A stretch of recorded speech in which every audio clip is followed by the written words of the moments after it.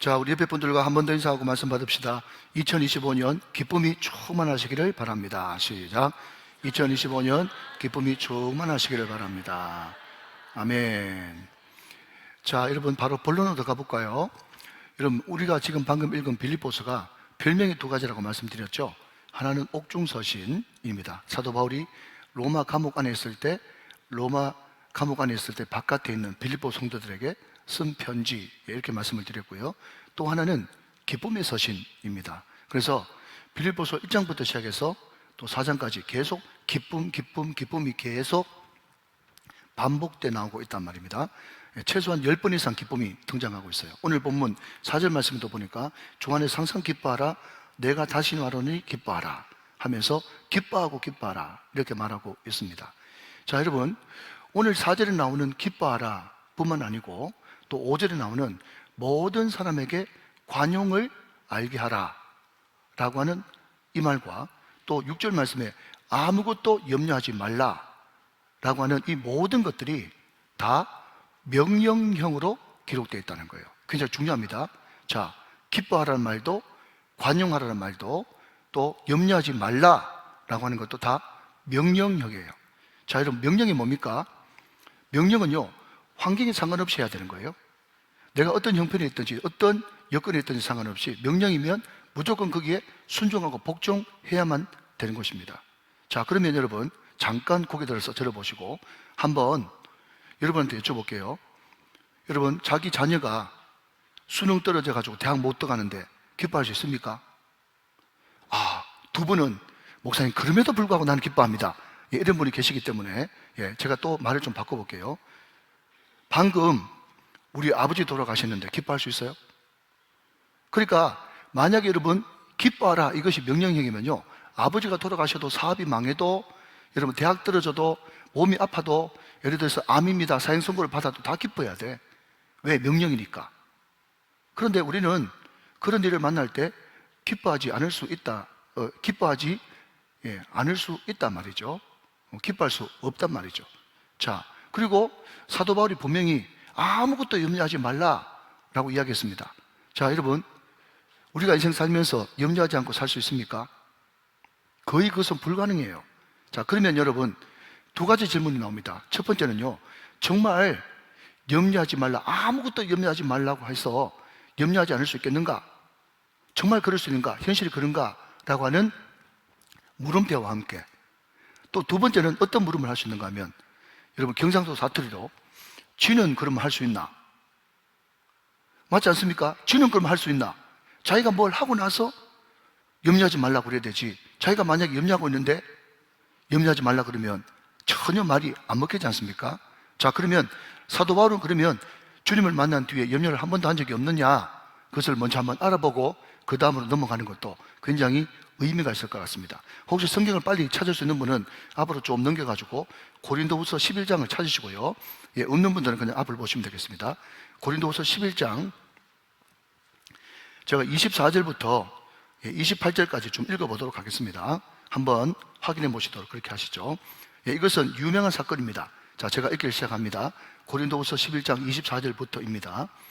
유대인들에게 40에 하나 감한매를 5번이나 맞았으며 3번 태장으로 맞고 1번 돌로 맞고 3번 파선하고 1주야를 깊은 바다 위에 지냈으며 26절 여러 번 여행하면서 강의 위험, 강도의 위험과 동족의 위험과 이방인의 위험과 신의 위험과 광야의 위험과 바다의 위험과 거짓 형제 중에 위험을 당하고 27절 또 수고하며 애쓰고 여러 번 자지 못하고 줄이며 목마르고 여러 번 굶고 춥고 헐벗었노라 라고 이야기하면서 자기가 복음 전하면서 얼마나 고생을 많이 했다라는 것을 이야기하고 난 다음에 결정타가 28절이에요.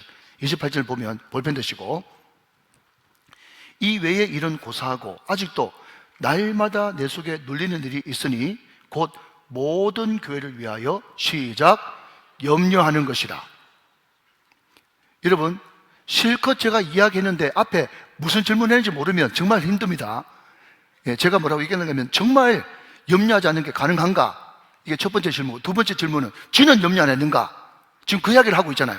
근데 여러분, 제가 성경으로 확인시켜 드렸죠? 사도 바울 그 대사도한테 제가 진언이라고 이야기해서 죄송합니다만은 여러분 이해를 돕기 위해서, 귀에 쏙쏙 들어오기 위해서, 여러분 진언 염려했습니까? 안 했습니까? 염려했어요. 사도 바울은요 염려의 쓰나미 속에서 살았다고요. 그 개척한 많은 교회들, 그 성도들, 그 핍박들, 그 환란들, 여러분 끊임없이 자기를 기다리고 있는 수많은 고비 때문에 사도 바울은 늘 염려를 달고 살았어요. 자기는 달고 살면서 우리 보고 염려하지 말라라고 하는, 이것을 명령한다는 게 말이 되느냐 하는 것입니다. 여러분 먼저 정답부터 말씀을 드리면, 여기 나오는 기뻐하라, 여기 나오는 모든 사람에게 관용을 알게 하라, 여기 나오는 아무것도 염려하지 말라라고 하는 것은요, 잘 들으십시오. 결론입니다. 이것이 명령이기 때문에 내가 어떻게 하든지 기뻐하고 어떻게 하든지 염려 안 하고 어떻게 하든지 그냥 용서하고 불쌍히 여기고 관용을 베풀려고 내가 몸부림을 쳐가지고 기뻐할 수 있고 관용을 베풀고 염려하지 않을 수 있는 것이 아니다. 모든 주도권은 하나님 그분이 가지고 계셔서, 여러분 이것을 박영선 목사님은 하나님의 열심이라고 하는 명작에 남겨뒀습니다. 그러니까 여러분, 여러분이 인문학적으로 생각하는, 상식적으로 생각하는 기쁨, 관용, 염려하지 않음, 이 모든 것들은 다 인간적인 해석이라고 보면 그게 맞습니다. 여러분이 생각하는 그런 개념하고 성경에서 이야기하는 개념하고 한글과 여러분 바깥에 보이는 것은 똑같을지 모르지만 개념은 완전히 다를 것이다. 기쁨, 관용, 염려하지 않음, 평강, 이 모든 것들이 사람에게서 내가 뭔가를 만들어내는 것에서 나오는 것이 아니라 하나님이 주도권을 가지고 엄밀하게 이야기하자면 궁극적으로 너희들을 기쁨으로 이끌고 말 거야. 궁극적으로 내가 너를 모든 사람에게 관용하도록 만들고야 말 거야.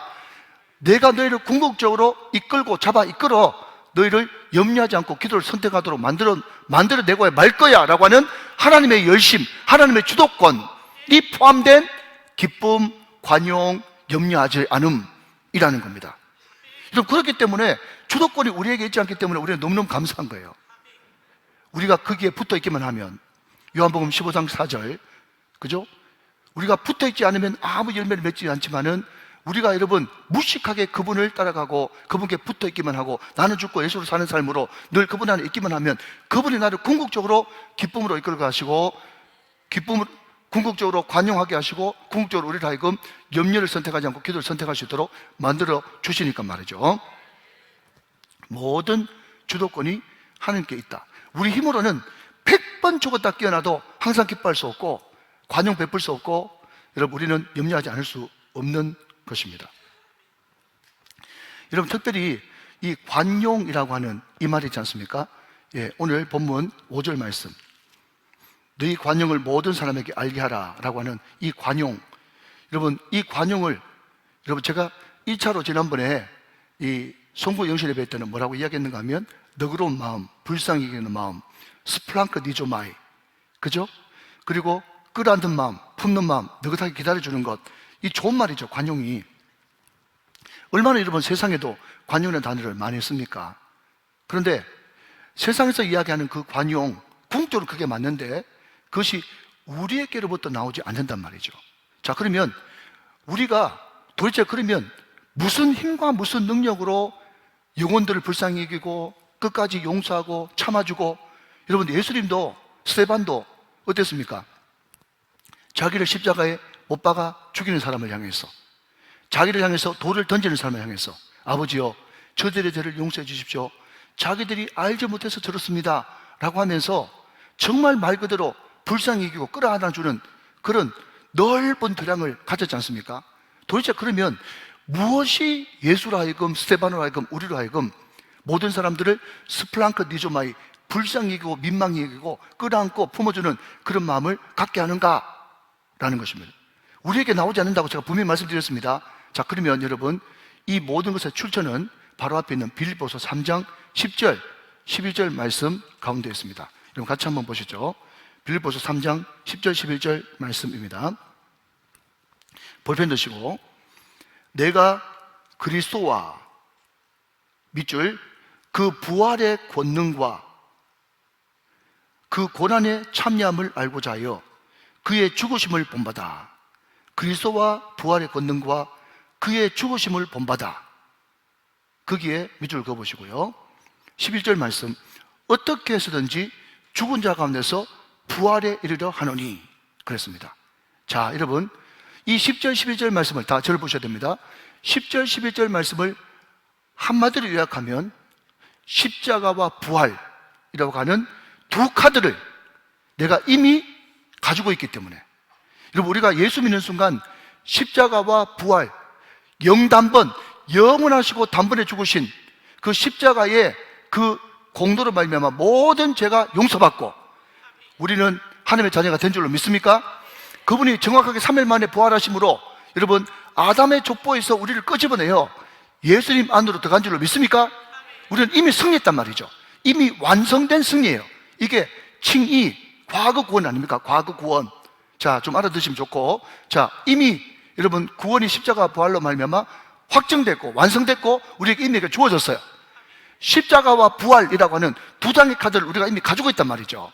자, 이렇게 이야기하면 약간 좀 초신자들은 헷갈릴 수 있기 때문에 제가 두 장의 카드를 이렇게 한번 설명해 보겠습니다. 절대로 오해는 하지 마시고 순수하게 여러분들의 이해를 돕기 위해서 하는 거니까 목사님 과거 어떤 이런 이야기를 절대로 하지 마세요. 여러분, 저는 시골 출신이에요. 시골 출신. 여러분, 시골에요, 지금은 겨울도 막 여러 가지 뭐 비닐하우스 해가지고 뭐 여러 가지 다른 이제 이익 사업을 합니다만은 저희 어릴 때만 해도 가을에 여러분 농사 짓고 나면은요, 겨울에는요 계속 놀았어요. 저는 안 했습니다. 그냥 따라갔어요. 그런데 우리 동네에 동네 아재들이 있는데 동네 아재들이 겨울만 되면 말이죠, 어느 한 집에 사랑방에 모여가지고 그렇게 노름을 많이 했어요. 그렇게 노름을. 저는 따라갔어요. 그냥 따라갔어. 저는 절대로 안 했어요. 따라갔어요. 그런데 여러분 동네 방식은 어떤지 모르겠지만 저희 동네 방식은 일명 도리지코 땡이라고 있어요. 굉장히 전문 용어인데 도리지코 땡인데 우리 동네에는 그냥 화토를 5장씩 이렇게 줍니다. 5장씩 주는데 그냥 제가 기억을 막 더듬었을 뿐이에요. 제가 한 건 아니에요. 5장씩 주는데 그 3장 중에 소위 말해서 합의 10을 맞춰가지고 3장 내고 나머지 2장 가지고 이제 패를 잡고 있는 거예요. 뭐 동네 방식마다 다 다를 줄 모르겠어요. 뭐 타짜라고 하는 영화에는 그냥 2장씩만 주고 하지만은 아무튼 우리 동네 방식은 그랬어요. 2장을 딱 지는 거예요. 그런데 여러분 영화 같은 데 보면 아시겠지만 딱 2장을 잡았는데 이걸 전문용어로 이땡이라고 그래요. 이땡이가 딱 돌았어요. 그러면요 자기도 모르게 씩 웃습니다. 씩 웃어요. 저도 보니까 옆집 아재가 이땡 잡고 좋아하는 모습이 금방 눈에 보이더라고요. 그게 하수지, 하수. 그런데 어떤 아재는 3땡을 잡았어요. 그러니까 2땡, 3땡 모르긴 몰라도 그게 굉장히 높은 거고 좋은 건가 봐요. 전 잘 몰라요. 여러분 아시잖아요, 그죠? 2땡, 3땡을 잡았는데 씩 웃으면서 막 표정 관리한다고 난리 법석이 났어요.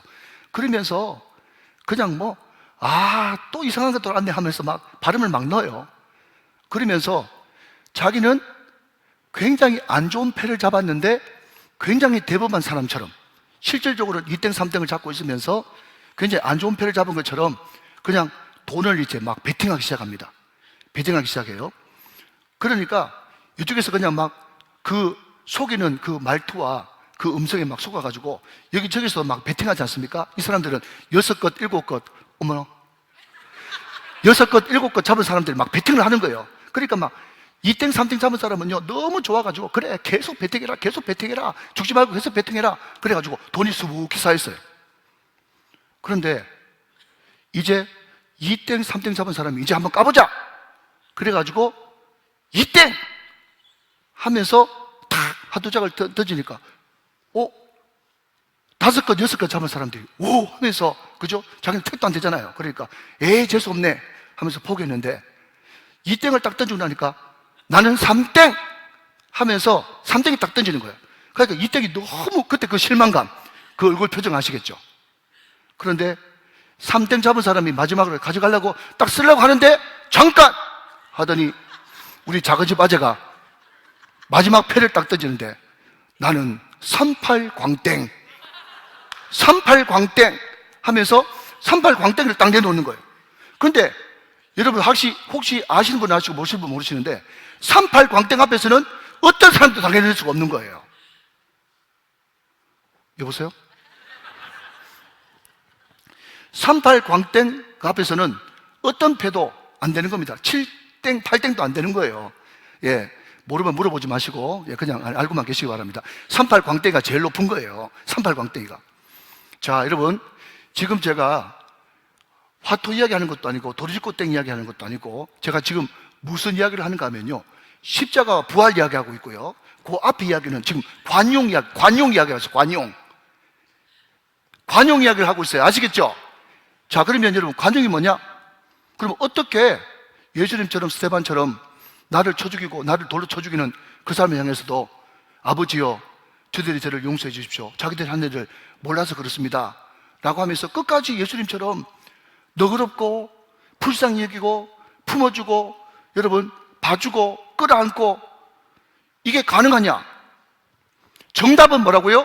빌립보서 3장 10절 11절 말씀에 십자가와 부활이라고 하는 두 카드를 가지고 있는 건데 그게 바로 38 광땡이란 말이에요. 이해되시면 아멘. 그러니까 38 광땡이는 난 딱 잡고 있기 때문에 주변에서 죽어라 배팅해라 오만 이야기 다 해도 38 광땡이만 딱 잡고 있으면 뭐라고 해도 너는 가거나 말거나 나는 내 길 간다 하면서 얼마든지 자유하고 얼마든지 든든하고 얼마든지 믿을 만한 거예요. 이런 이야기 실컷 하는 때만은 목사님이 하토 이야기 하더라 이런 이야기 하는 사람은 다 그냥 잡혀가야 돼요. 이해되시면 아멘. 사랑하는 여러분, 다시 돌아와서 여러분 확실하게 확신하십니까? 여러분 십자가 부활이 광땡인 줄 믿습니까? 우리는 십자가 부활이라고 하는 확실한 두 카드를 가지고 있기 때문에 밑에서 아무리 깐죽거리고 오만 일을 다 해도 결국 최후 승리는 하나님의 주대권에서 누가 승리하는 겁니까? 여러분 최고의 십자가 부활의 카드를 가지고 있는 우리가 승리하고 궁극적으로 승리는 우리 집 것이기 때문에 그런 깐죽거리는 그 모든 것들을 여러분 다 너그럽게 그래 사람이라면 누구나 그럴 수 있지 그래 그냥 봐줄만 해 하면서 다 봐줄 수 있는 아량이 자기로부터 나오는 것이 아니라 하나님께서 우리에게 부어주신 하나님의 주도권을 가지고 계신 십자가와 부활이라고 하는 카드 때문에 가능하다. 그 이야기를 하는 거예요. 할렐루야. 여러분 저도 이야기를 어느 목사님의 비유를 통해서 한번 듣고 제가 어릴 때 그죠? 그 겨울 때 여러분 화도 치는 그 아재 생각들이 나면서 너무너무 실감나게 다가오더라고요. 여러분 작은 감정 하나라도 그냥 웃고 넘기지 말고 정말 내 심령 안에 나는 지금 십자가 부활이라고 하는 최고의 패를 잡고 있다 라고 하는 그 확신이 있으면 여러분 직장 생활할 때 여러분 일터에서 여러분 생활 전선에서 여러분 엉뚱한 이야기 하면서 오만 깐족거리는 사람이 다 있다 할지라도 우리는 끝까지 견디고 참고 버티고 불쌍히 여기고 주님의 마음을 품을 수가 있는 것입니다. 우리가 그 확신이 없기 때문에 자꾸 거기서 격동이 일어나면서 여러분 절대로 우리 기독교는요 본때 보여주는 종교가 아닙니다. 잘 들으셔야 돼요. 그러면 십자가가 설명이 안 된다고. 저는 여러분 12.7 집회도 좋고 아니면 9.11 집회도 좋고 여러분 여러 명 모여가지고 여러분 수백만 명 모여도 좋은데 제가 여러 번 말씀드렸습니다. 12.7 그 모임도 하나님 앞에 예배하는 예배 시간이 돼야 되는 거지 본때 보이는 시간이 되면 안 되는 거예요. 하나님은 마음 중심을 보시거든요. 그러니까 그렇게 모여가지고 본때를 보여주겠다 그렇게 생각하면 이미 여러분 본질에서 옆으로 벗어난 거예요. 우리는 그냥 예배하는 겁니다. 모여서 시위를 해도 하나님 앞에 기도하면서 시위하는 겁니다. 주님 앞에 맡기는 겁니다. 그래서 여러분 지금 기독교 2000년 사이에 지금 한국교회만큼 지금 세계교회만큼 여러분 맨파워가 풍성하고 재정이 넘쳐나고 그런 교회가 없는데 그럼에도 불구하고 우리는 돈 자랑하면 안 되는 거예요. 사람 자랑하면 안 되는 거예요. 오직 십자가만 자랑해야 될 줄로 믿습니다. 여러분 이게 복음이에요. 복음. 자 여러분 한 걸음 더 나가서 주께서 가까우시니라 라고 하는 이것도 굉장히 여러분 중요한 의미를 가지고 있는 겁니다. 자 여러분 하나님이 영광 받으시기 위해서 두 종류의 사람에게 각각 다른 은사를 주십니다. 하나는 다윗 같은 사람에게 권력도 주고 돈도 주고 신앙도 주고 다 준 거예요. 여러분, 솔로몬이 제일 부자지만 그럼에도 불구하고 대답해 보십시오. 솔로몬 성전 누가 다 준비했습니까? 다윗이 다 준비했죠. 여러분, 다윗이 솔로몬 성전 지으려고 아들 위해서 예비한 그 건축원금 수조입니다. 수조. 내가 여러 번 말씀드렸지만 다윗이 선전 건축을 위해서 1,000억 헌금했단다 그러면 1,000억, 아이고 많네, 이렇게 사람들이 감동받는데 수조 이래 보니까 막 감각이 안 와가지고 그냥 얼떨떨한데, 다윗이 금들인 거 다 합치면 지금으로 따지자면 수조의 수조의 건축헌금을 드릴 만큼 부자였다고요. 그러니까 다윗은 돈도 있었고 권력도 있었고 여러분 신앙도 좋았어요. 이런 사람 참 보기 드물죠. 반면에 욥이라고 하는 사람이 있어요. 욥도 여러분 한때 많은 것을 가졌습니다만은 하나님이 테스트해 보시려고 그 모든 것들을 싹 다 걷어갔죠. 그리고 아무것도 없었습니다. 근데 여러분, 바깥으로 드러나는 것은 모든 것을 가진 것이고 바깥으로 드러난 것은 모든 것을 다 잃어버리고 아무것도 없는 건데, 그럼에도 불구하고 다윗과 욥은 같아요. 뭐가 같은 줄 압니까? 다윗은요, 사람들이 권력이 있으니까, 힘이 있으니까, 여러분 돈이 있으니까 하나님 잘생긴 줄 알았는데, 다윗은 그거 없어도 하나님 잘생긴 사람이에요. 욥은요, 자기 자식 죽고 여러분 재산 다 날아가고 그러면은 하나님 원망하고 저주할 줄 알았는데, 그거 없어도 까닭 없이 하나님 잘생긴 사람이에요.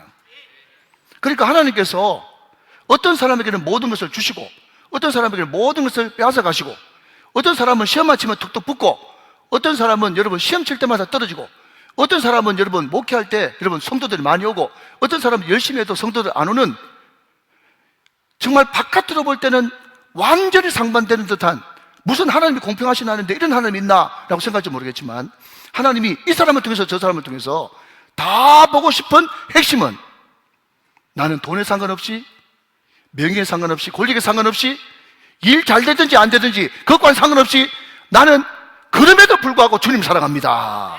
그럼에도 불구하고 주님 섬깁니다. 여러분, 이것이 점점 주님 형상 닮아가는, 이것을 가지고 뭐라고 부른가 하면 주께서 가깝다 라는 뜻의 진의입니다. 사랑하는 여러분, 주님이 오실 날이 다 하면 할수록 여러분 욥처럼 다윗처럼 까닭 없이 주님을 섬기시는 여러분 다 되시기를 주님의 이름으로 축원합니다. 여러분, 제가 아까 말씀드릴 때 십자가와 부활로 우리는 이미 구원이 완성됐습니다. 우리는 의롭다고 칭함을 받았고 구원은 이미 다 이루어졌어요. 자, 여러분, 이렇게 한번 설명해 보겠습니다. 지금 도장 파는 사람이 도장을 지금 파고 있어요. 도장 아시죠? 국 찍는 도장 말이죠. 여러분, 도장 파는 그런 과정을 한번 보셨습니까? 아무것도 없는 원통 막대기입니다. 그죠? 근데 그것을 어떤 기계에 헝겊에 칭칭 감아가지고 또 고무줄까지 묶어가지고, 장로님 그걸 뭐라 그러죠? 빙빙 돌리면은 이제 쫙 안으로 쪼여지는 거, 꽉 쪼는 거 있지 않습니까? 그죠? 예, 무슨 말인지 아시겠죠? 그죠? 예, 거기에 나무를 꽉 쪼아가지고 꼼짝달싹 없이 만들어 놓고, 그때부터 도장 파는 사람이 먼저 테두리를 만들고 거기에 한글로 하든 한문으로 하든 예동열인, 대한예수교 장로회 우정교회 당회장인 해가지고 도장을 판단 말이죠. 나무 위에 톱밥을 이렇게 불어가면서 도장을 파는 거예요. 이건 무슨 이야기입니까? 십자가 부활로 우리는 이미 구원받았어요. 그리고 구원받은 그 백성을 하나님께서 주의 사랑의 줄로 묶어서 나에게 옴짝달싹 못하도록 꽉 잡아매시는 그런 은혜가 여러분 우리가 구원을 만들어가는 과정에서 있는 거예요. 그리고 여러분 점점 여러분 거기에 여러분 날카로운 그런 칼날 가지고 이름을 새기는 겁니다. 예동열인이라고, 그리고 대한예수 장로회 우정교회 당회장이라고 새기는 겁니다. 새길 때까지는 너무너무 고통스럽고 아프죠. 그런데 그 모든 것이 새겨지고 난 다음에 드디어 묶였던 것들이 풀어지고 또 바깥에까지 잘 다듬은 다음에 인주를 묻혀가지고 소장을 꽝 찍으면 통나무 같았던 막대기가 거기에 아름다운 이름이 새겨지고 거기에 작품이 완성되게 되는 것이죠.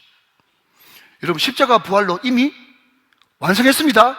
이미 완성했어요. 완성했는데 하나님께서 시간과 공간이라고 하는 3차원 세계에서 우리를 계속해서 빚어나가면서, 난 옛날을 몰랐는데 이런 말씀을 듣고 기도하면서, 그렇습니다 하나님, 오늘 목사님 말씀을 통해서 우리는 십자가 부활이라고 하는 38 광대기보다 더 확실한 패를 우리가 가지고 있다는 것을 들었습니다. 내가 이것이 너무 확실하기 때문에 어떤 사람도 불쌍히 여기고 어떤 사람도 품어주고 안아주면서 너그러운 사람이 될 수 있는 걸로 내가 알았습니다 하면서 점점 시간과 공간 가운데서 말씀과 기도로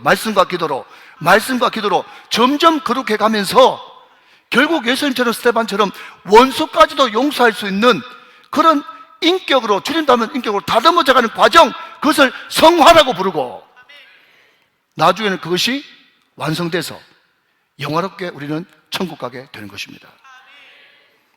여러분, 주께서 가깝다라고 하는 말은 뭔가 하면, 우리는 처음에 구원받을 때 원석과 똑같았는데 점점 시간이 지나면서 다듬어지고 돌로 한다면 다비드상이 되어지고, 여러분, 나무로 한다면 도장이 되어져서 점점 깎이는 과정, 그 과정을 거쳐서 점점 완성으로 나아가게 되는 것입니다.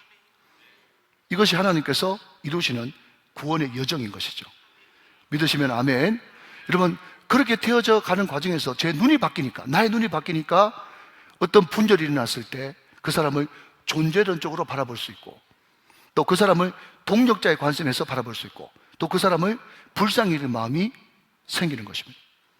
여러분, 이제 다시 본론으로 들어가서, 마치는 시간은 똑같으니까 염려하지 마시고, 우리는 송구 영신 예배 때 우리가 어떻게 2025년을 기쁨으로 살아갈 수 있겠는가라고 이야기하면서 제가 말을 억지로 만들어냈다고 그랬어요. 누가 인쇄를 가져왔어요. 마침 그때가 제 생일이었어요. 그런데 그냥 줘도 감사한데 하나님께 드리듯이 나한테 줘가지고 너무 기분 좋은 기쁜 날이 있었어요. 그래서 어떻게 우리는 기쁘게 살 수 있겠는가라고 했을 때 제가 말을 억지로 만들어내는 게 인쇄 생일 드림이라고 말씀을 드렸습니다. 이는 뭐죠? 인간적인 인간관계 분열. 세는요, 세상적인 염려. 생은요, 생각하라. 일은요, 일체의 비결 자족.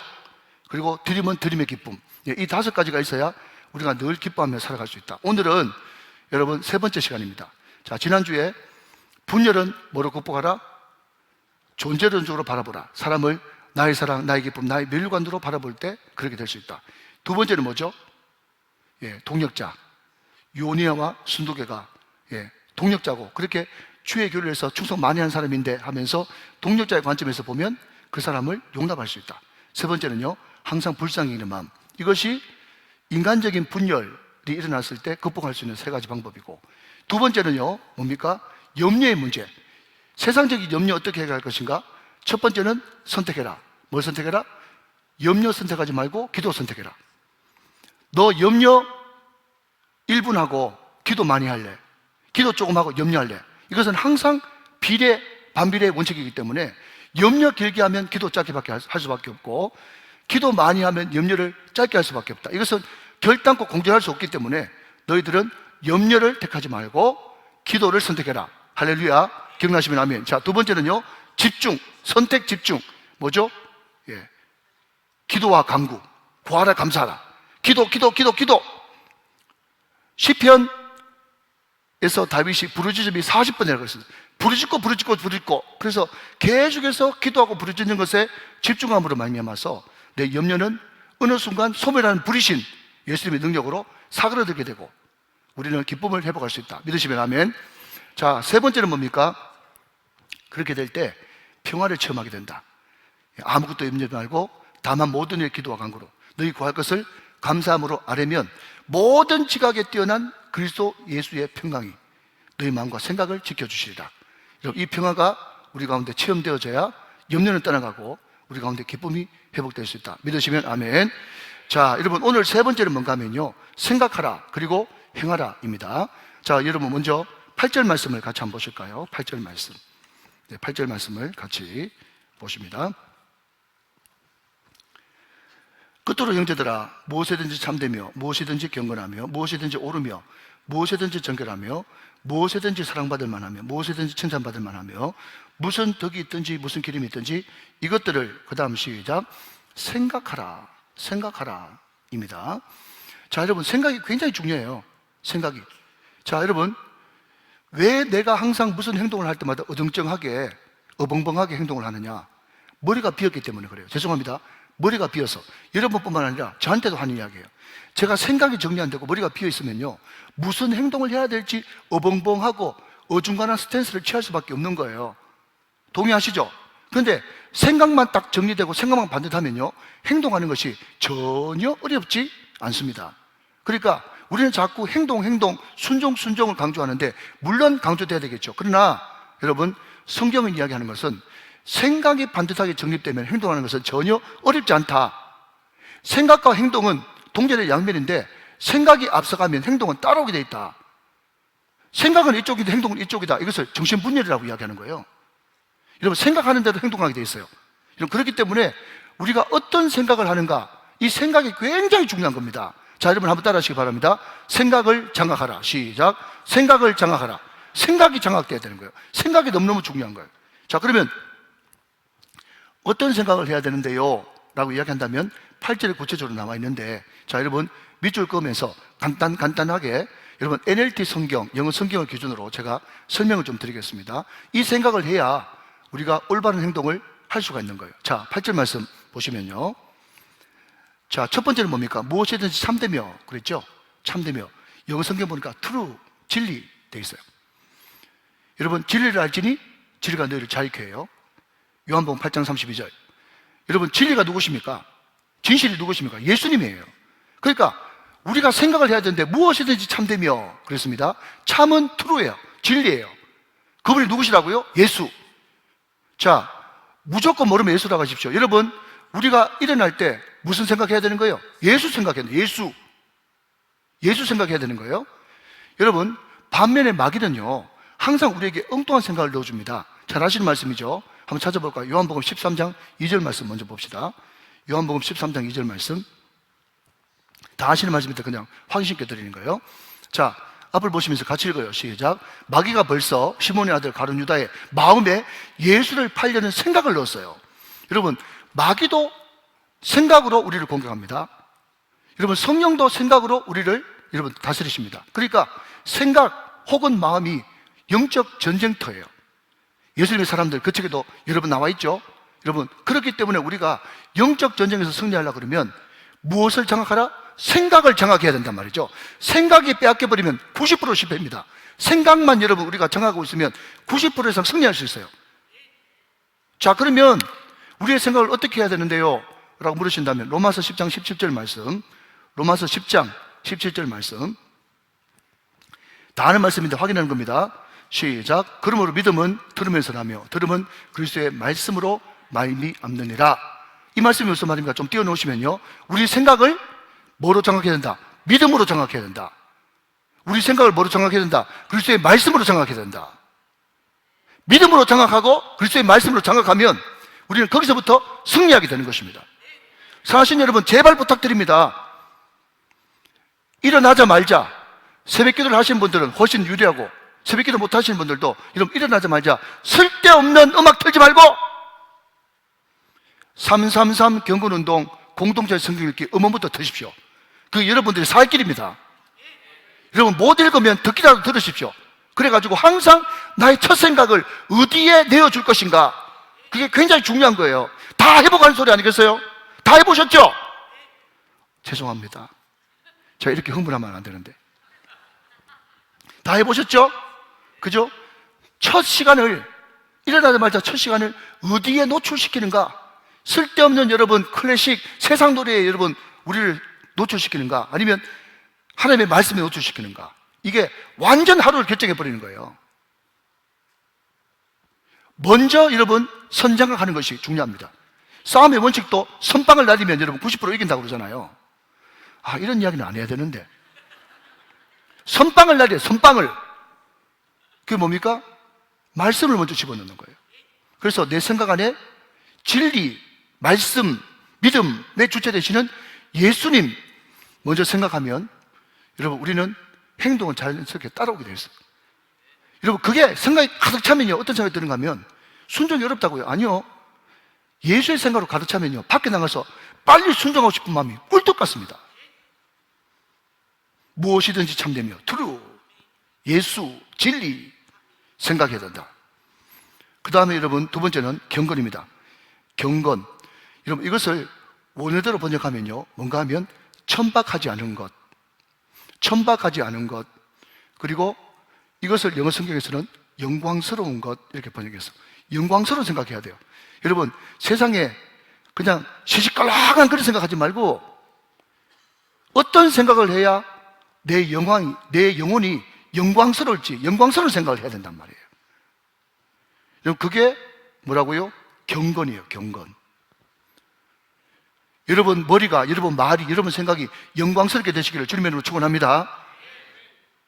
어떻게 여러분 정치를 하고 어떻게 그 자리에 올라간 사람들이 그렇게 여러분 쓰레기 같은 생각을 하는지 영광스러운 생각을 하셔야 돼요. 영광스러운 생각.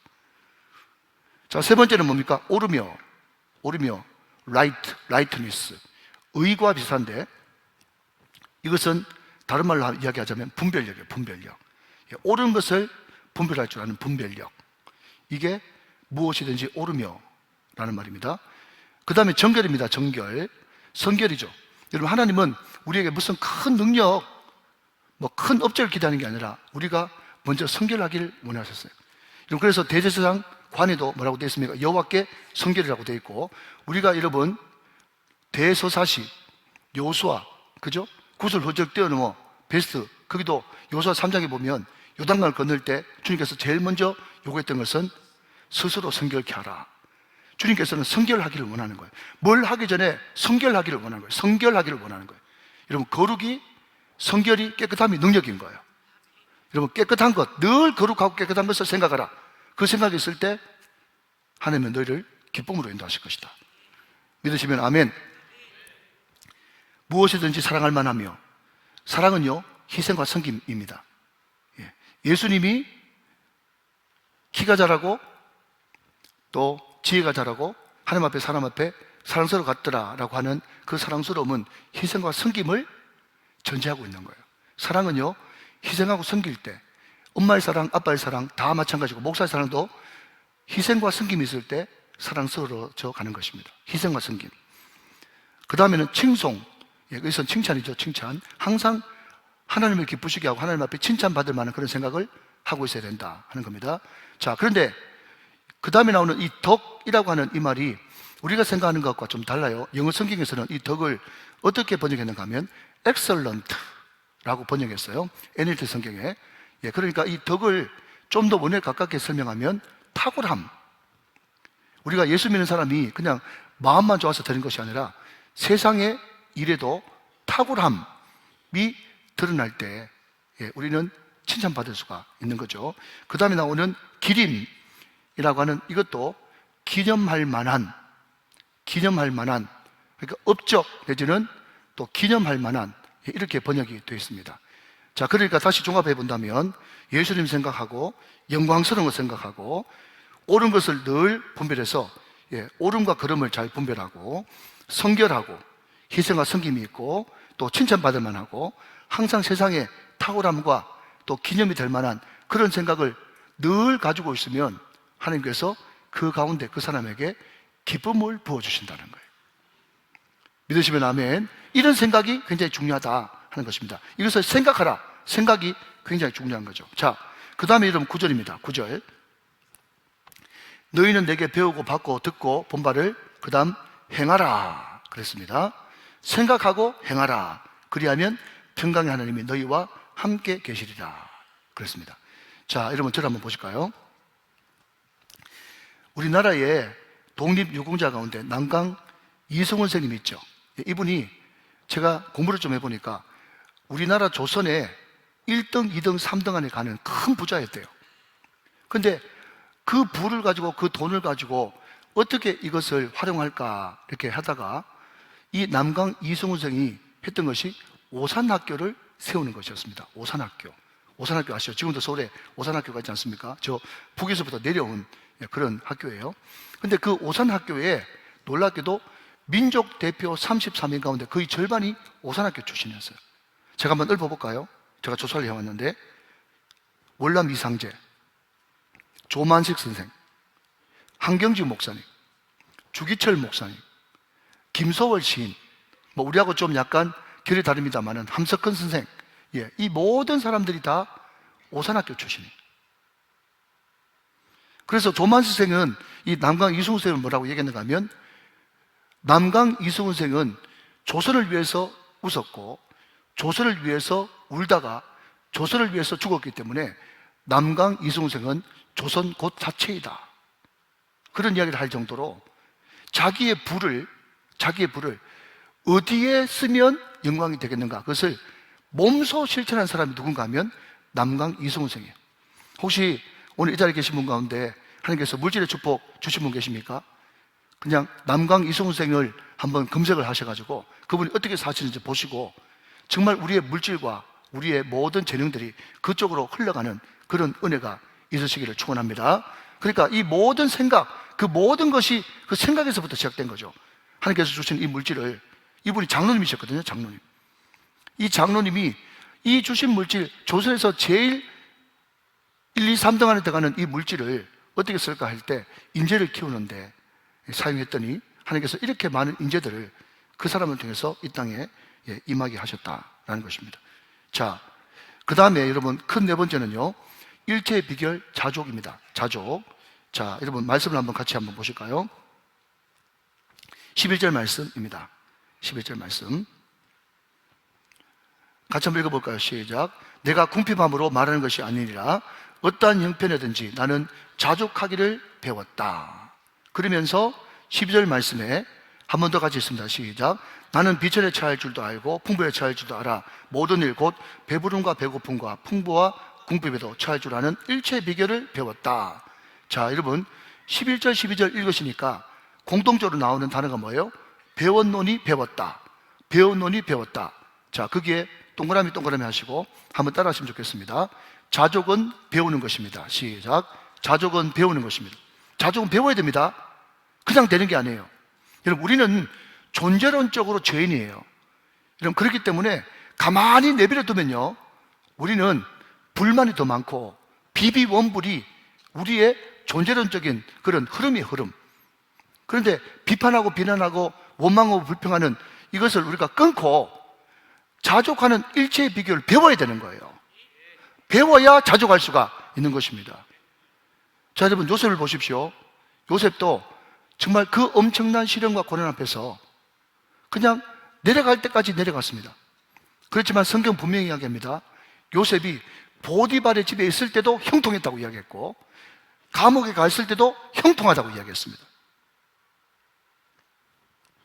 그것은 요셉이 그 환경에 굴하지 않고 거기서도 하나님과 함께 있다는 것을 만족하면서 그것이 최고의 복이라는 것을 배웠기 때문에 자족이, 형통이 일어난 것입니다.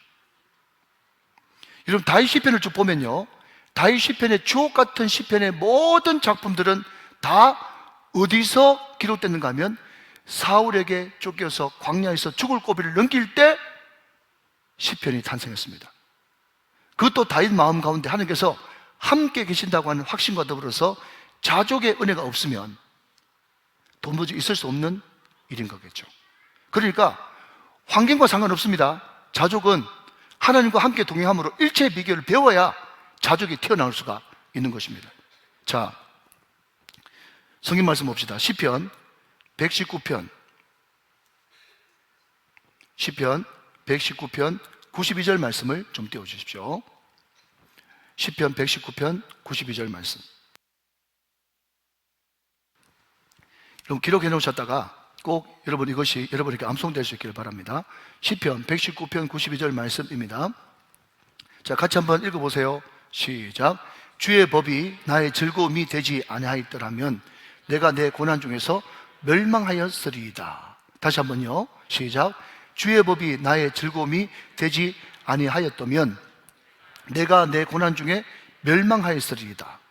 무슨 말인가 하면 지금 시편 119편에서 다윗이 사울이 자기를 죽이려고 그러고 그 엄청난 시련과 고난과 광야 생활 가운데 주의 법, 말씀이 나의 법이 나의 즐거움이 됐기 때문에 그래도 그 고난을 견딜만 하고 잘 넘어갈 수 있었단 말이죠. 그런데 그때 그 말씀을 묵상하는 그 말씀 가운데 함께 하시는 그 하나님이 없었다면 나는 그 고난과 함께 자살하거나 스스로 포기하거나 절망하거나 멸망했을 뿐이지 내가 견딜 수가 없었다는 거죠.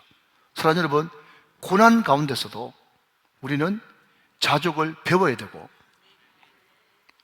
그때 배우는 진정한 레슨은 뭔가 하면 이 고난 가운데서도 내가 말씀을 붙들고 있으면 그 말씀이 곧 하나님이시니까 여기서도 나에게 만족이 찾아오는구나, 그것을 느껴야 되잖아요. 사도 바울도 마찬가지 아닙니까? 사도 바울이 지금 내게 능력 주신 자 안에서 내가 모든 것을 할 수 있다, 그러니까 여러분, 이게 어떤 맥락에서 나온지도 모르고 사람들이 막 그냥 오른쪽 왼쪽에 그냥 내게 능력 주신 자 안에서 내가 모든 것을 할 수 있다 그러는데요, 너무너무 무식한 거예요. 지금 사도 바울은요 어떤 형편인가 하면 로마 감옥에 갇혀 있습니다. 제가 로마 감옥에 가봤거든요. 그냥 여러분 이렇게 둥글게 내려가는데 한 바퀴 두 바퀴 돌아가니까 시큼한 냄새가 나면서 거기에 막 오만 바퀴벌레가 다 기어다니고, 상상을 좀 한다면 여러분 그냥 들쥐들이 거기에 버글버글하고, 또 어떤 사람이 이해하면 바다하고 연결해가지고 밀물이 밀려들 때면 사도 바울 이 목까지 바닷물이 막 밀려들어가지고 그냥 발꿈치를 들지 않으면 그냥 코가 물에 들어가가지고 꼴딱꼴딱 넘어가는, 사람이 도무지 살 수 없는 그것이 사도 바울의 감옥이에요. 그 감옥에 있으면서 지금 빌립보 성도들이 넣어주는 사식이라 그럽니까? 여러분 그런 구호품 가지고 겨우겨우 거짓대기 하나 여러분 덮어쓰고 겨우 연명하는 그런 처지에서, 그럼에도 불구하고 하나님께서 함께 하시고 내게 능력 주시는 자 안에서, 이게 사도 바울의 가장 키포인트잖아요. 내게 능력 주시는 자 in Christ 안에서 내가 모든 것을 할 수 있고 이 가운데서도 자족할 수 있는 일체의 비결을 배웠다.